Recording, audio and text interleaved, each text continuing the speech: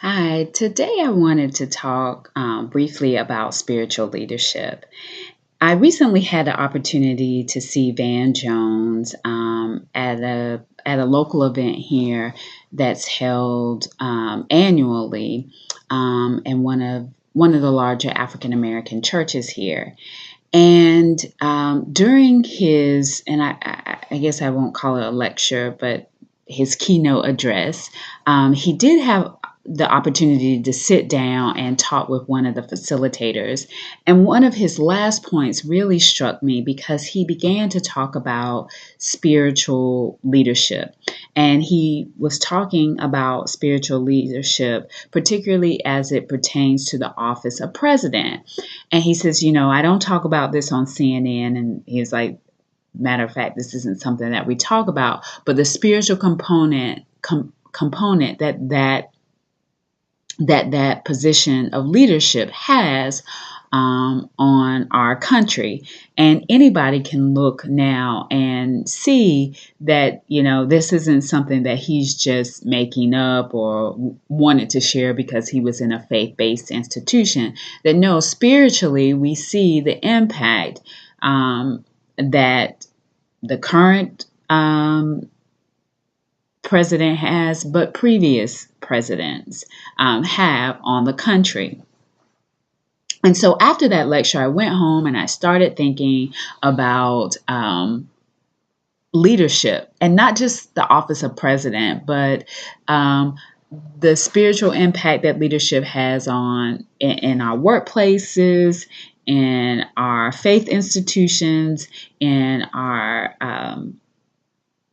households, even in in the relationships that we have, our friendships that we have. And so leadership uh, throughout the course of our lives, throughout the course of our day, has a spiritual impact on us.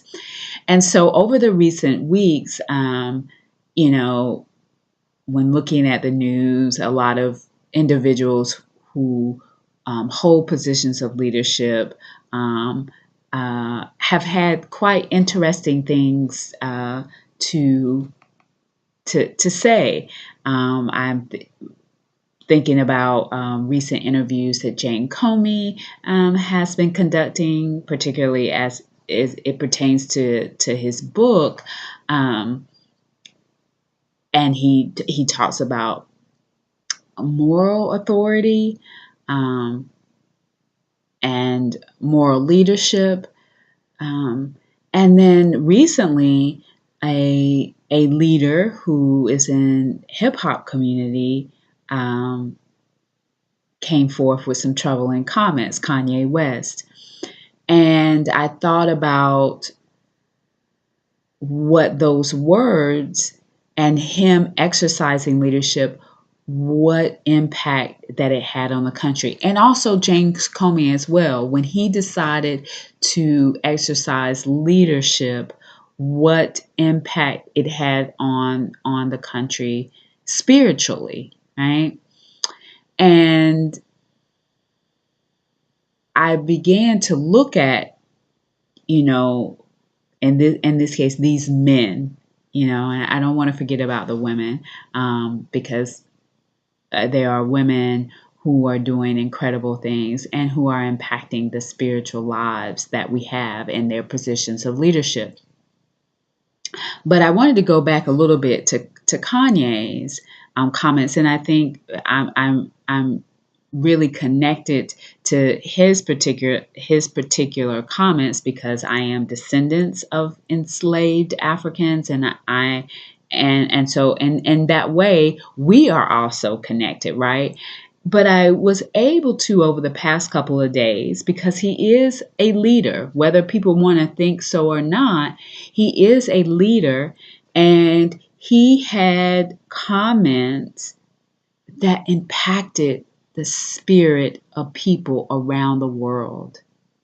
People around the world. And I could hear and see the hurt that his form of leadership had in that that had caused a ripple in the spiritual wellness of individuals, that had a platform that we could see, and who spoke out. And Kanye, in his status as a leader, was unaware of, well, I think he was aware, unfortunately, he was aware of that his words, because they have a spiritual energy, and his thoughts have a spiritual energy, what it would do to the lives of individuals. So unfortunately, I do think that he was aware. But I don't want to make it about Kanye or Comey or Trump. But I wanted to bring this conversation to say that we all, in our own form, in our own way of being, that we are exercising leadership. We are exercising leadership. And the reality is that when you exercise leadership, there is a spiritual component, whether you are aware of it or not. Whether you are aware of it or not, spiritually you are impacting people, because your words have energy, spiritual energy, and your thoughts and foremost. And anybody can tell you your thoughts are one of the most important things that you need to have guard up, because they are so spiritually charged. Your thoughts create the life that you want. And it creates the environments that you want to produce. And so that's why when you're in leadership, it's really important to understand your thoughts. It's really important to examine it. It doesn't mean that you're going to be perfect. It doesn't mean that. But it's really important that you understand that what you produce when you're a leader, it greatly impacts so many.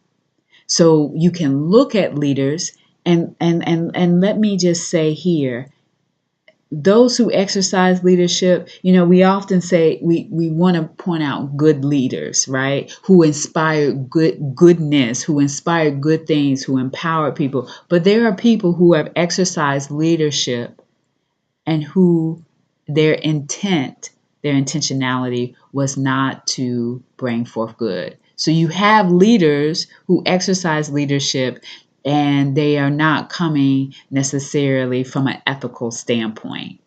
So let's just get that straight. But it's important for us to examine, hey, what type of leader do we want to be, right? My intent is that I want to be a leader that empowers people, supports people, uplift people, and move people forward in a way, because I know that wherever I hold leadership, I impact people spiritually. I impact them spiritually. And so I hope that that's what you are able to do, is to look at your own life and look at the ways in which you are impacting lives from a leadership perspective, and that what you do is directly connected to the spirit of an individual. All right, God bless, and I look forward to being with you on next time. Peace.